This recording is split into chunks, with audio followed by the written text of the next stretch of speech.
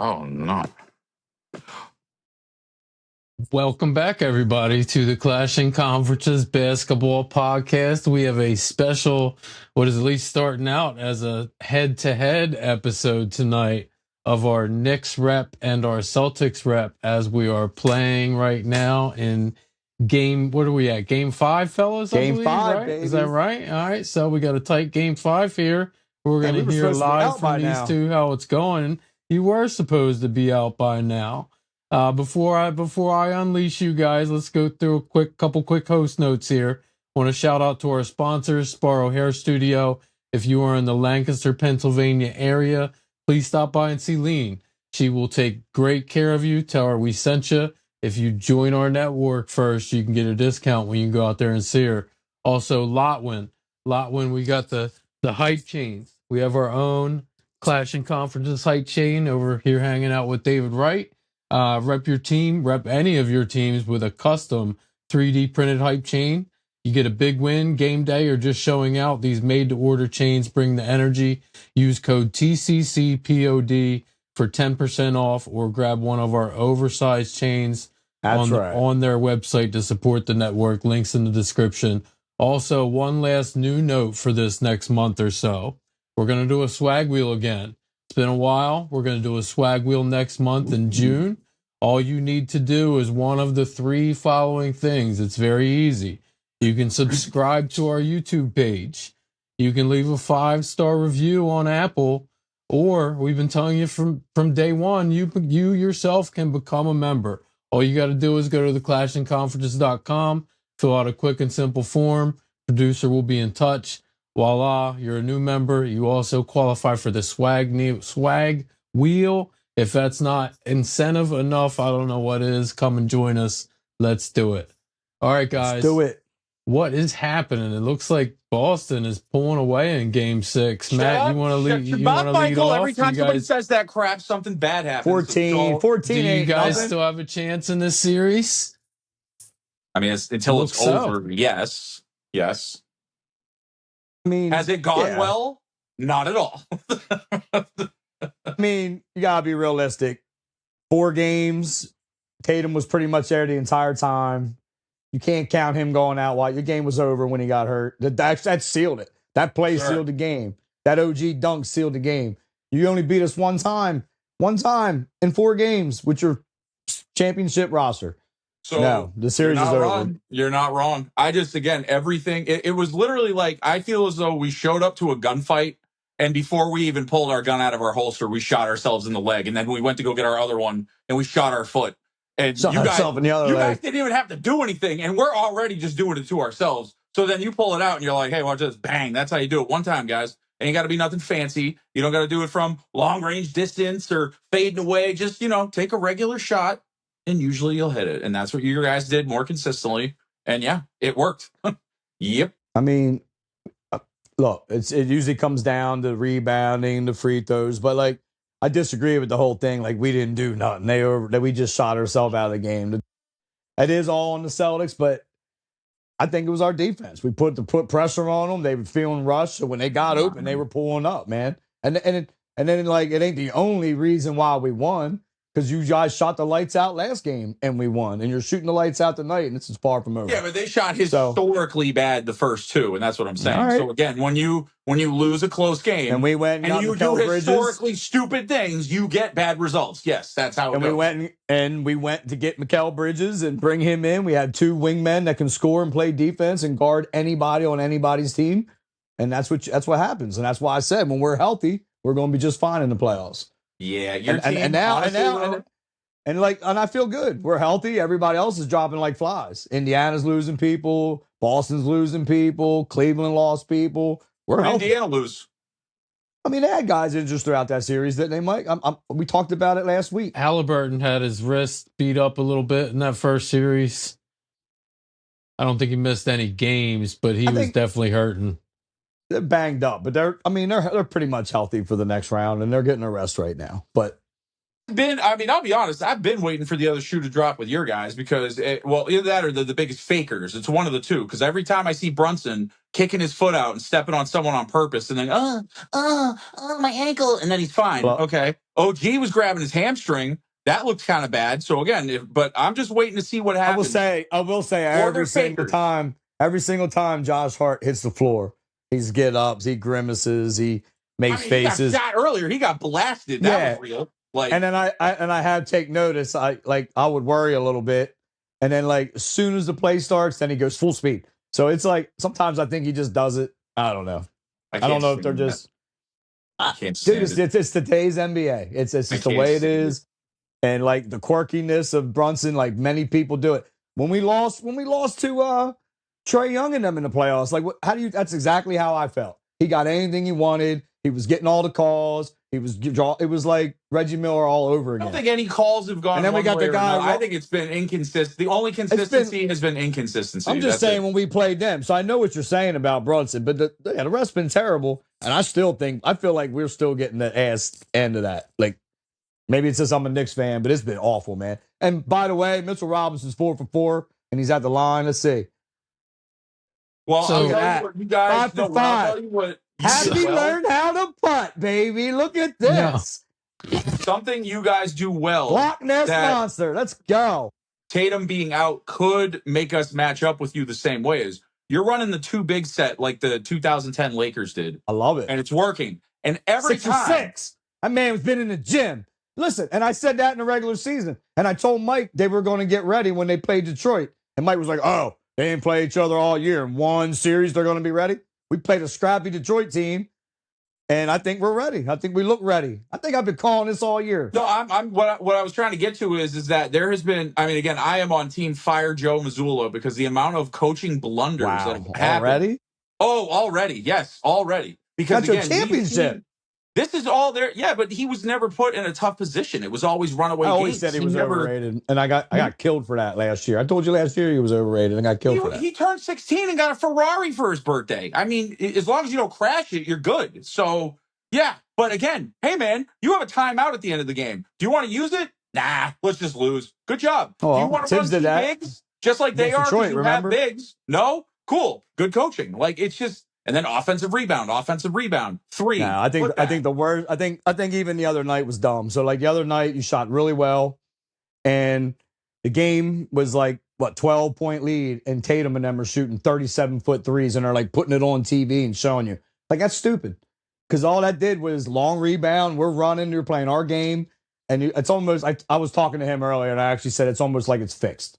It's almost like it's fixed. Like, Michael. Let's invite Michael into the convo because I'm not. Yeah. We'll circle back to the Celtics and Knicks. Yeah, we're not done. Back to that. Speaking of fix, is that where you're going with this? Huh? Mike, do you hear us? And again, we're going to have to make some major changes. Yes. So there's been some bad coaching all the way through the playoffs. But we said the fix was in. I don't know if you heard that part. You're talking about the draft. Well, we were talking the draft, about basketball in general, but then we were trying to segue to the draft. Well, I want to give my Celtics take first. The way that these playoffs are going, Celtics are right where they need to be because crazy, Mike. Everything keeps happening that is unexpected. So now everybody's on the Knicks. Celtics about to come back. I'm calling it. Right now they're up 15. About to be the end of the third quarter. They take this game. They got to win one game in New York. Mike, you know what? I will jump on that bandwagon if you do whatever you need to do to get the Tony Black Death touch off the Celtics, because every time that man bets on a team, not only do they lose, catastrophic things happen to the team. So he's got to stop. I was hitting at that. I egged it on in the Discord. I'm like, yo. I'm going to give him money to bet on the Knicks if they win. You're going to be so screwed. Oh, so screwed. I gave it a different black touch, and I put one of my locks of the day of the Knicks +5 on it. You did. So that should take care of that. The Knicks should definitely not cover 5. The Knicks should definitely lose. And you'll be all right tonight. You just got to win one game. You got to win one game in New York, Matt.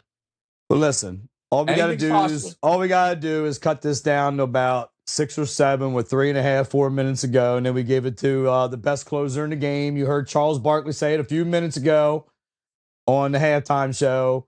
Keep it close. I'm giving it to JB. There's nobody else to give it to. That tells me he's the biggest superstar in the playoffs right now. This is why, again, Topher, I know we talked off air, but this is the one thing is he hurt? Good God. It would be interesting is, again, we would no, it was always, Mike, stop me if I'm wrong, but in every game for the Celtics, in the first half, they always let their point guards run the offense. And then in the second half, it turned into Tatum. Fun stat, the last 5 possessions of the third quarter in game 4, there were 0 passes from the Celtics. 0. 5 possessions in a row. So no one's passing the ball, meaning no offense. It's just Tatum, no point guards. Now Tatum's hurt. That is horrible. Our point guards are going to have to do their job. So it's going to be interesting to see what happens. And it's going okay now, but yeah, I actually have a beef. I had to check to make sure nothing had happened since I stopped paying attention during this podcast. How is that offensive? How is that offensive? We're at the end of the third quarter, and Derek White's got 1 assist, Matt. 1 assist. I need 3. He's your starting point guard. Yeah, he's about to play 40-plus minutes. You're making my point, Michael. He's got 1 assist. You're making my Derek point, White's he's got to be leading that offense better than that. You're making my point, Mike. It seemed like they had Derek White playing Tatum's role. Like he was coming up. He started the first quarter 3 for 3 behind the arc. Jason Tatum gets 3 assists every game. At least. That's his floor. Right. Yep. But it's not hard to zero in. He's a great passer.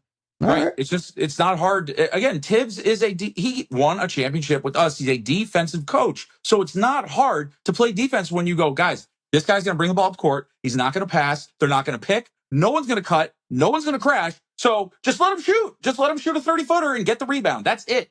That is a easy strategy. And we were just feeding into it. I don't know what you guys did or just shoot all the threes. And we just, honestly, I think, dude, they knew that's what your game plan was going to be. And but at the same time, I know I bring up Mitch a lot, but you see how they changed their mind real quick. And when you were trying to get the ball to the basket and taking it, it was playing right in our hands. So I think that's why they went back to shooting threes. And you are hitting them now. I used to have a house, and I used to have Celtics apparel, and then Tony bet on the team, and now I'm homeless, and here we are. So, Mike, you got to help me, man. You gotta get the Maloik off me, that Flugrat Maloik.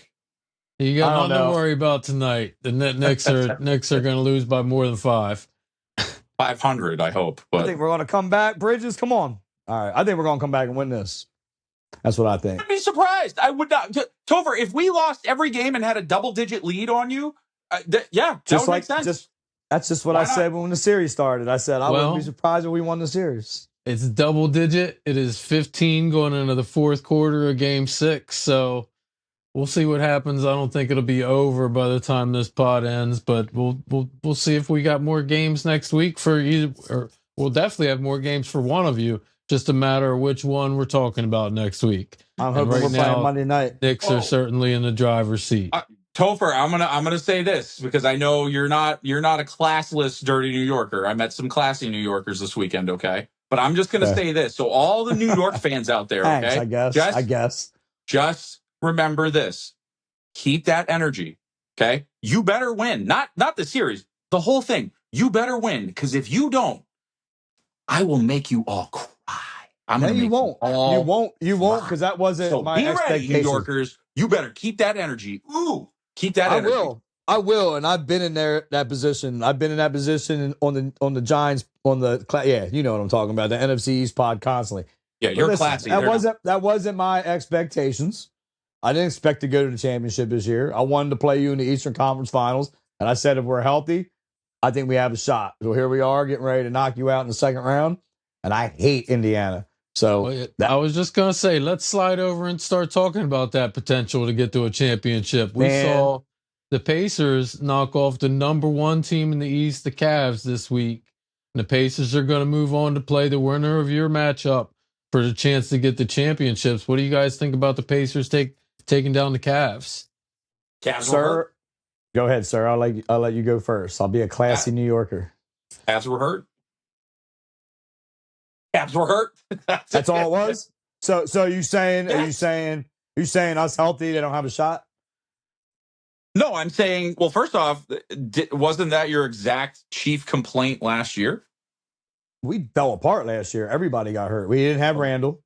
You're telling me if the team falls apart and another team stays healthy, that the healthy team more likely will win the series. Most likely will win. So now moving. All right. So is that you're giving it more credit to that, or you think? I think Indiana's playing good ball right now. I think they're one of the best teams since the All-Star break. They're playing great ball. But what I'm saying is that Cavs were decimated at one point.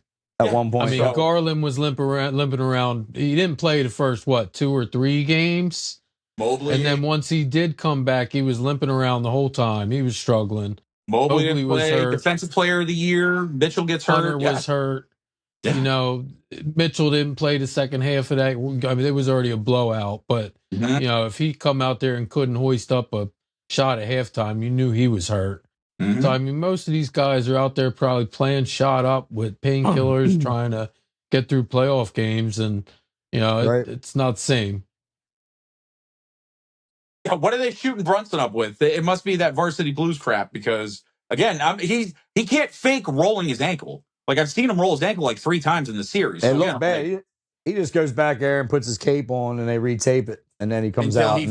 But if he falls apart, oh, boy. Oh, my God. We lose Jalen Brunson. We don't win. Like, if he would get hurt tonight, you probably would come back and win the series. I do want to hear about Michael and his opinion on the screw job that is the NBA draft, because that was egregious. So, Mike, I mean, we can do that. It's not a screw job. It is what it is. The odds are what they are, and teams got lucky. I keep seeing all these things on social media talking about the fix was in, and the NBA gave it to the Mavs. I jokingly said it in the text, but it looks like it, dude. I mean, like the whole franchise. A lot of people are saying that, Chris. But if that's true, nobody told the Mavs about it because the Mavs rushed Anthony Davis back to try to win games during the season so that they could make the playoffs. So they could tell the story, Michael. A tanking team would have shut AD down. They were selling the story. Not only did they rush him back, but they won the games they needed to do to get into the playoffs. They won a play-in game. All right. So now at this point, they're damn near out of the lottery completely. They got no lottery balls. They're playing their way out of this fix that they should have known about because them and the NBA are in on it.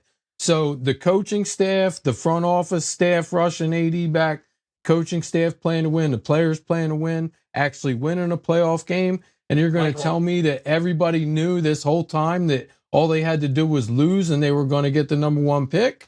Yeah, I hear completely. Listen, that's what I was going to say. I hear completely what you're saying. So they did all that. They still had the balls. What would have happened if they would have won the play-in? Would they have They get no ping pong balls. They get no chance at any pick. San Antonio, they get the 15th, the 18th pick. So how do you know that they didn't come to them and say, they did. Go for it. Go try to do it. If you make the playoffs and you do happen to win the play-in, congratulations. You don't look like an idiot, Nico. But guess what? All you got to do is get in the draft, and it's yours, fellas. It's yours. No. Play your ass off. Look like you play. Be smart. They're killing you right now. So then, how do they fix it? I mean, in that room, you got a rep from every team. There's like a dozen or more Mike, media members. Are you in the room? No, but there's media. There's media members. There's a rep from all 30 teams in the NBA. We could do this all day. There's Ernst & Young is the third-party auditor. You know what I mean? There's just too many other things in that room that you can't cheat.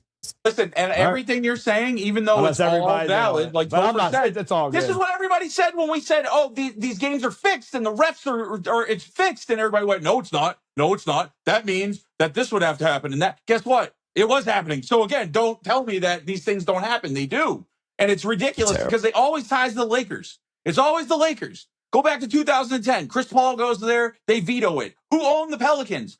The owners. Who got the first pick in the draft?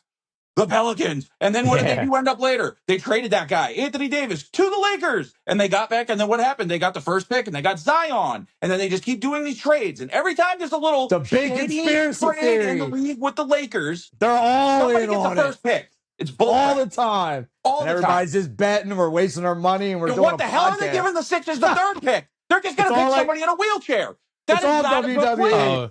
Shout out to Juice and Kyle and Lewis and pick. all those guys, man. WWE. They had to be sewed. And it was crazy because the NBA was like, they got it wrong on the TV telecast, and they were like, oh, the Sixers lose their pick. And then they were like, oh, no, we're just kidding. The Sixers actually moved into the top 4. So it was like such a roller coaster for Sixers fans who weren't tied into completely knowing what was going on to hear that they lost their pick. And the next thing you know, you're in the top 3. Like, oh, that had to be awesome for them. And then they were like, we took the Hornets pick and we mailed it to Siberia, and you guys don't get it anymore because we hate you. Yeah. I really wanted you to get it. You talked about Cooper Flag the whole time. I really did. And it would have been amazing for the podcast. Yeah, it would have been a lot of fun. Yeah, I was so excited when they went to that commercial and the 4 teams that were left. We had by far the highest odds of those 4 teams that made it to the top 4. So I'm like, this is a lock. Like, there is no chance that we're not the number 1 pick. These other teams have like a 1%, 2%, 3% chance. We had like a 14% chance. That's significant difference. We were getting it in my mind. Did they hate and then they pull our card first? And then they go to commercial break and they show everybody put their head down. You did the same thing, you know. You're all worked out, and then they come back and they pull your card first. What a letdown! I know it's stupid, dude. I was with you. Like I felt it. So, and I was hyped when I thought the Sixers lost their pick. So, I'm sure you were. Like I was all in, dude. And trade everybody. I was all in.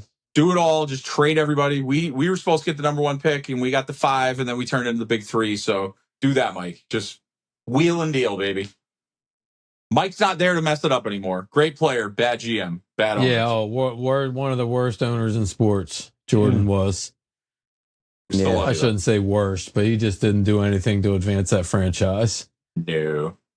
Wasn't the same. His draft lottery skills were 76 or reminiscent. You guys got anything else? You want to take a quick break and we'll get back for the second half? Sounds good to me. I'm not going to say anything. The Celtics winning. Who knows? Maybe not. We'll see. Keep it short and sweet. We'll be back here soon. What up, everybody? The Beard is here. Hey, I want to give a quick shout out to one of our sponsors, the law offices of William P. Harrington. Credit card litigation, Chapter 7 bankruptcy, estate planning, estate administration, guardianships, they do it all. As a member, listener, follower, supporter of our network, they are offering you a 15% discount on these services. So if you are in the Pennsylvania or New Jersey area, schedule your free consultation today.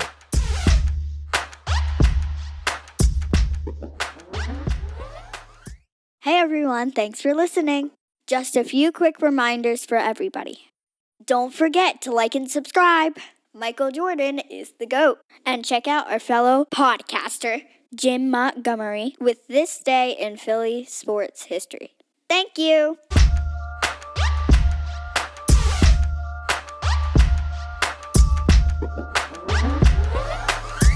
Welcome back, everybody, to the Clash and Conferences Basketball Podcast. We had Chris and Matt go head-to-head in the first half. In the second half, we're going to get into a little bit of Matt Libs, and then maybe we'll look ahead to the Western Conference and see which one of the Western Conference teams we think that one of your 2 teams will hopefully play against in the very near future. But first, let's get to Matt Libs. I'll take it over, Rick. You heard it, content manager. Matt Libs, please. Hey! And we're back. All right, it's just one question, boys, because it's been rattling around in my brain for the last 2 days. Now, I have to be honest again, ladies and gentlemen, and some of the fans and people out there that like to chirp me on Instagram. I actually had some like real life stuff going on, so I didn't even see Tatum get hurt. I completely had not even seen that part of the fourth quarter. So with that said, I care, but also I got stuff. But with that said, he's hurt. So we got to figure out what's going to happen, because I already heard heads were going to roll prior to this injury. So regardless of what happens with the Celtics, they rally and win the championship. They beat the Knicks. They lose tonight. Whatever happens, something's going to happen in the offseason. So I want to hear from you 2 first. If you were the Celtics GM, what would you do this offseason? Mike, do you want to go? Yeah, because it's an easy one for me. I'm blowing the whole thing up. And it has nothing to do with Tatum's injury. It has nothing to do with the talent level. It has to do with money. You guys cannot afford that team. They want to sell that team. There is no prospective owner that is going to come in and look at that payroll and say, this makes any kind of financial sense. Unless you just want to come in there and be the Mets owner and throw away hundreds of millions of dollars because it's your childhood favorite team and you don't care about the money because you're one of the richest people in the world and you just want the Mets to win a championship. Yeah, so, I would love to do that. You know, if the Celtics can get an owner like that, God bless them. But those are very few and far between in the sports world. It's not going to happen. People want to make money at this stuff, and the Celtics right now are not built to make money. They're blowing it up. I will say this, Topher, I know he's near and dear to your heart, but I heard a rumor that the Celtics might be bringing in a minority owner who is a big hometown Boston celebrity of some variety. And the first person I thought of was Dave Portnoy. And I'm hoping it's someone like that who can yell at the owners in a way that no one else would. You know what I'm saying? You don't want that guy in there, man. Oh, yes, I do. Ugh. Oh, yes, I do. That man minority owners have no real power anyway. I didn't. You can yell at the majority owner all you want. It's like, oh, it's Usher at the cat, right? They always do it, but they're like, this guy owns 1% you've got no power. That's why you're the minority owner. They were saying Floyd might do out with the Giants, but you don't really got no say. I agree with Mike on that, but public opinion, I do agree that people are persuaded a lot more by social media.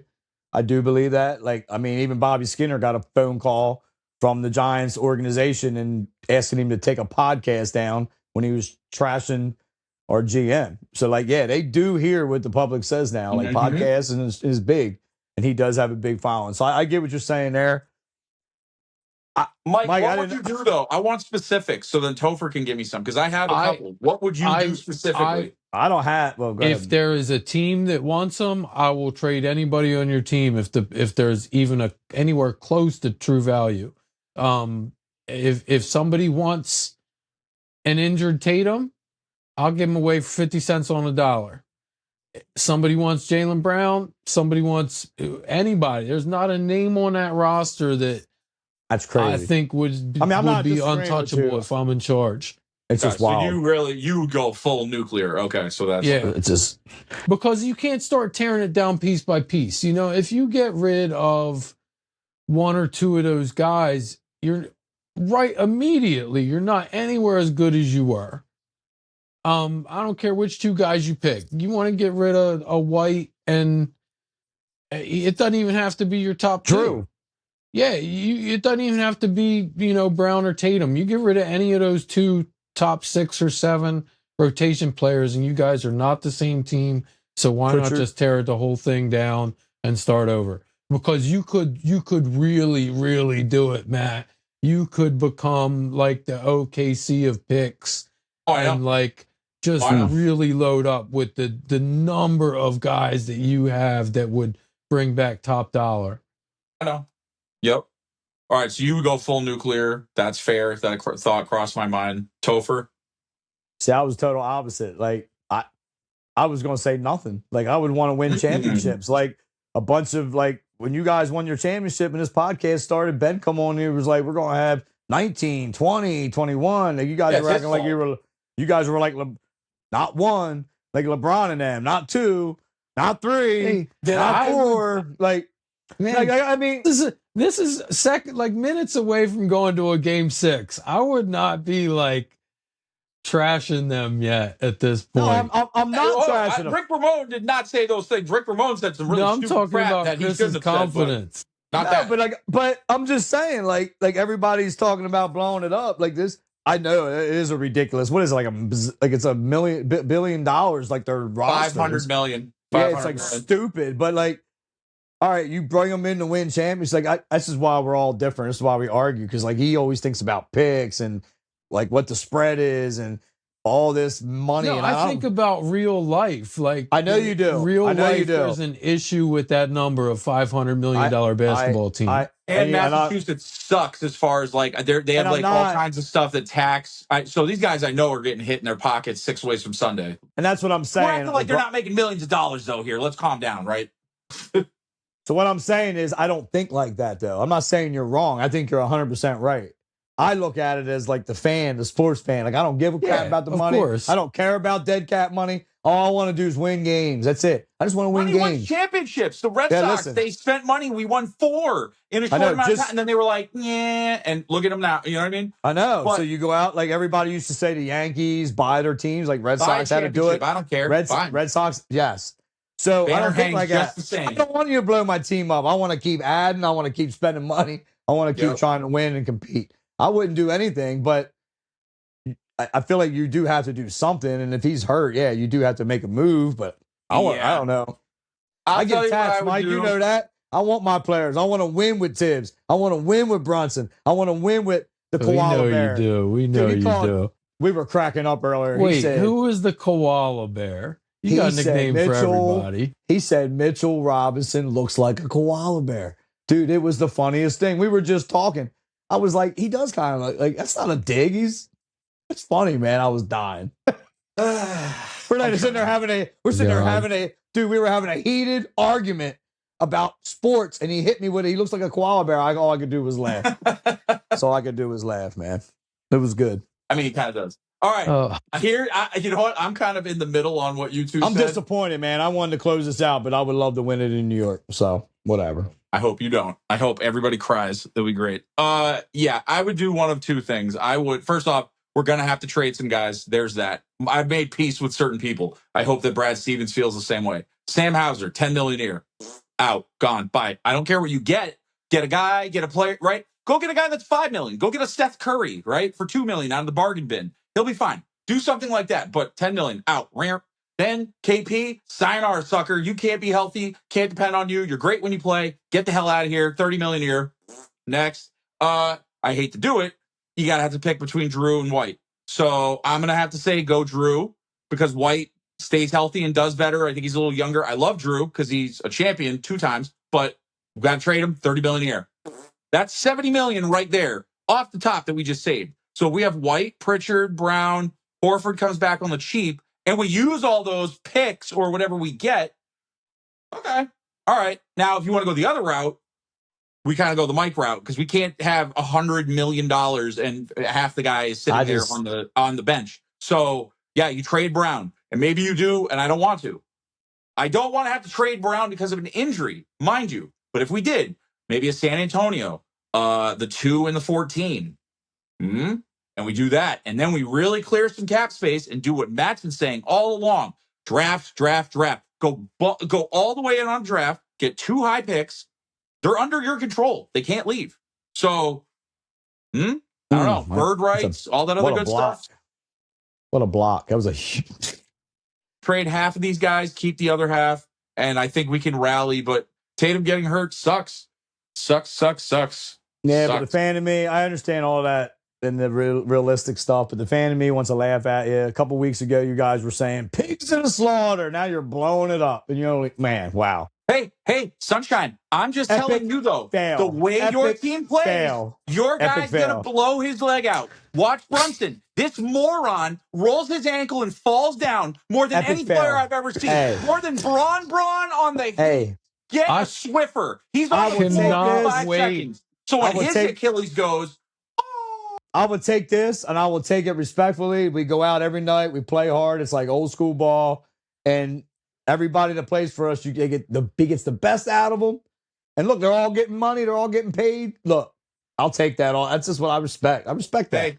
Hey, again, losing a series is one thing. Losing one of your star players for the foreseeable future is a completely other narrative. And as you said last year, injuries ruined our season. So, yeah, it happens. And if it happens to you, you're screwed. You're so screwed. It did happen to us last year, and it does. No, but I'm saying a real bad one, a bad one, like an out for the year bad one, like Damian Lillard, Irving, Tatum. Yeah. And I do want to say it's not funny, it's not cool. Like it sucks. I hate to see that. That's why again the New Yorkers, not Topher, but some of them. But I hate how your dude tried to flip it though. The night before he was laughing at us. It's 2-1 and the series is over, and then the next night it's all. And then the next night it's this ain't even about basketball. I'm thinking of him as a human being. sellout. Do you remember punk-ass me saying biatch. that he was the guy that would piss off the other team and ruin it for us? And then we find, right? I said that many episodes ago. So I know. He talks a lot. He's our Spike Lee. He talks a lot of trash and then pisses the other team off a lot of times and motivates them to success. So yeah I know. Like that's why Reggie scored 8 points in like 6 seconds and beat us because of Spike Lee was chirping. Oh, Reggie's going to be calling these games if you're Reggie there. loves Jalen Brunson. He loves him. Woo! Should we talk about the West? We can.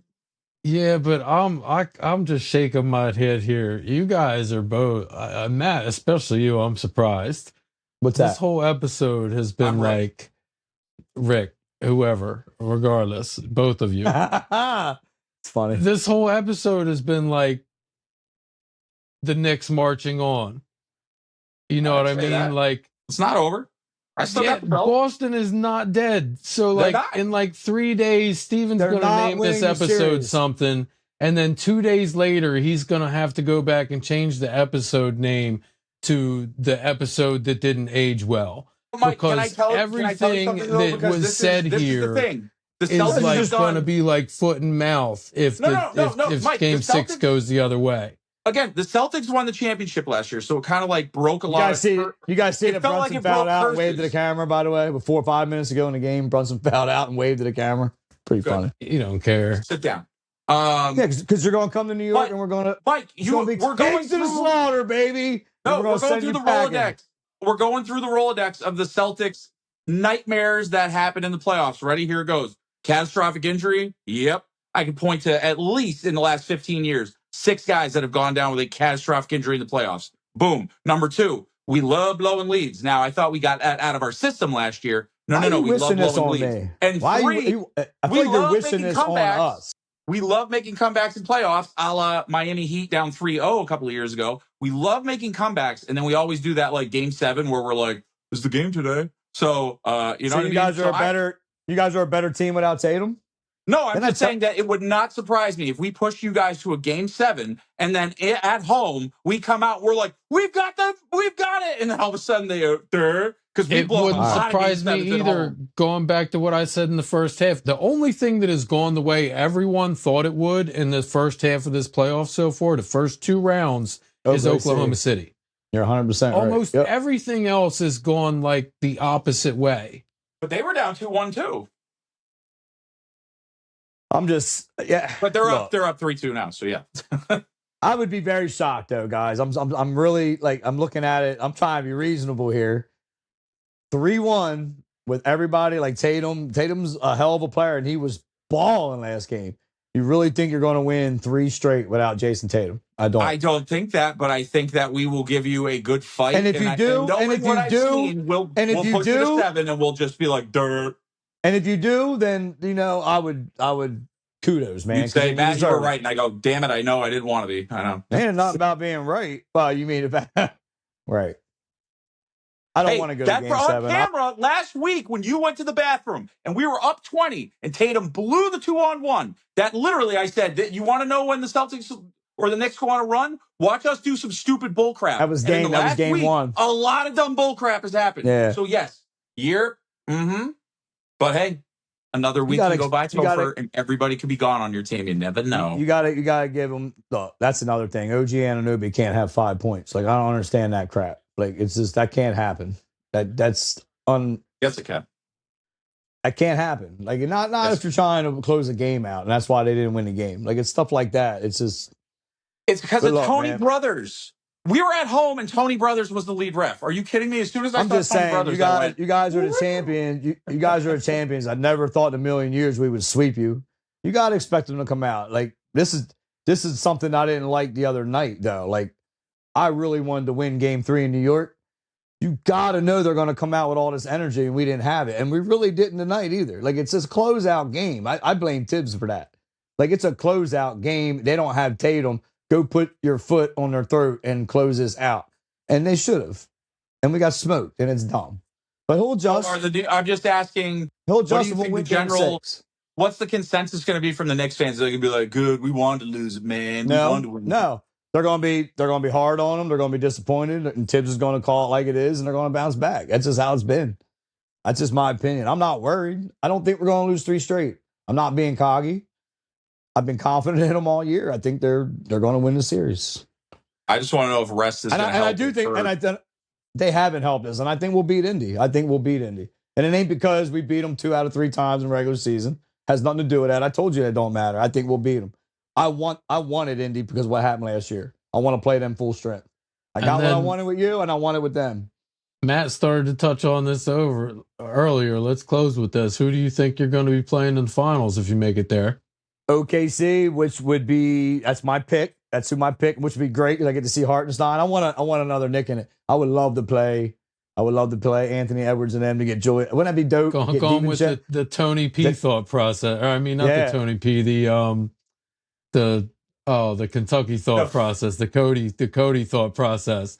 Anybody that played for my team ever is who I want to root for. I like that. I had look. You know how Mike. That's me. I'm a loyal guy. Like I don't think about the odds and all that. I think about like I want to win with these guys. I like those guys. Man, Steven knows I love DiVincenzo. You guys know that. Love that dude. And I think Randall's playing good. And I'm happy for him. He's finally playing well in the playoffs. Like I'm happy for him. I wish it was with us, but we had to move on. Well, I guess think it'll be okay. Game 6. Yeah, it'll be a Game 6. The coffin. Matt, you guys come back and win 7. Who do you like from the West? I mean, it's probably everybody says it. It's OKC. I thought the Nuggets had them on the ropes, and if the Nuggets had knocked them out, I thought they were going to they were just going to run the table. Now, not so sure. It'd probably be OKC, and OKC's scary. OKC has the opportunity again. If they wanted to, if they have the money or ability to do it, they can take all their draft picks and go, hey. Give us 2 superstars. We'll just do it back-to-back years. We'll do it this summer. Why not? They can do whatever they want. So is Giannis going to end up there? Don't Tony P want picks? He could. That would be crazy. Why not? If OKC wanted to make a legitimate offer, they certainly could. That's crazy. That's awesome. Well, there'll be more games, so there you go. All right. Well, I guess we'll have one more game, Rick. One more. Maybe 2? No, I'm rooting for 2. Give me Game 7. Maybe Come on. 2?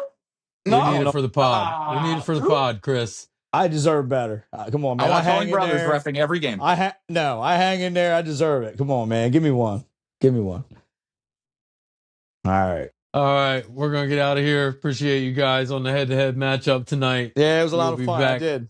Appreciate you guys. We'll be back next week to see who won this battle here. Thanks, everybody. Hey, Knicks. Don't forget, 3 ways to get in that swag wheel. All you got to do is subscribe to YouTube, 5-star review on Apple, or become a new member. Swag wheel. Get some swag. Who next? Boom, boom, boom.